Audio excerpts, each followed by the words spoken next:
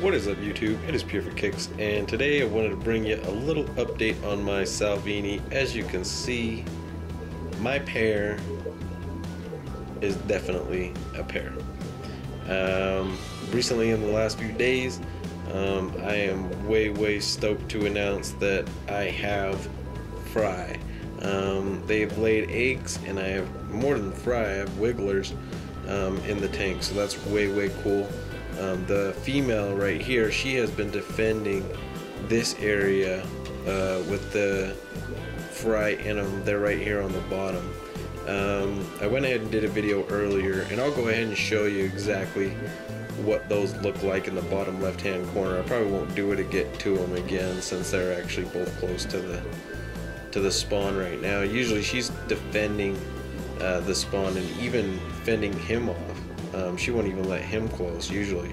I was wondering if he was eating the eggs, but it doesn't look like he is. Maybe he just wants to hang out, but she just wants nothing to do with anybody because it's just her eggs, and that's how she is. But as you can see, there goes my male Salvini with his trailers. He's looking pretty dang good. Looks like he knows he's on film or something. But he's a good looking fish. And then we have my female fending her eggs. So I'm really excited about this. I don't think most of you know, but the reason why I wanted to get into South American fish mainly was to see them spawn. That is like one of my favorite things to do with fish.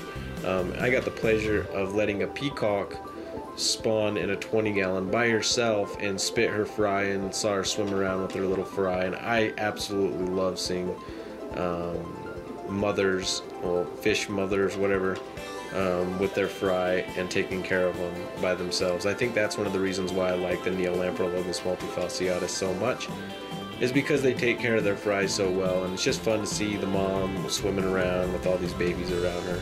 So I am super excited to see these wigglers become swimmers, and then start feeding this tank some brine shrimp.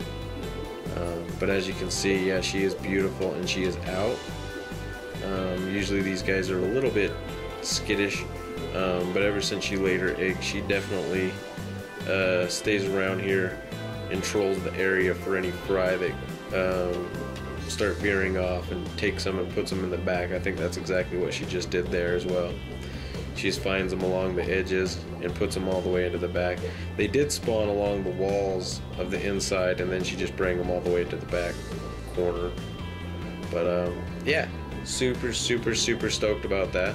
Oh yeah, and another thing I wanted to mention is I have my I don't think I've done a full thing on him, but I have a self-cloning crawfish, which is awesome. He's way cool, just like a normal marble crawfish, I believe, but she is a self-cloner. All the self-cloners are females, and they can clone themselves, which is pretty cool. I did leave a message on Jay Weiser's video the other day. I'll leave you a link on the video, or I'll give you a description of the name of his videos. You gotta go check him out. He's a super cool dude. Out of nowhere, I was like, hey man, he had 2 crawfish, one of them orange, one of them blue. And I don't know if most of you know this about crawfish, is if you get a normal crawfish or a marble fish that doesn't have any color, it's not blue or orange or red or anything like that, it's just a brown looking crawfish. If it eats the exoskeleton to another crawfish that is of color, it'll start developing that pigment of color.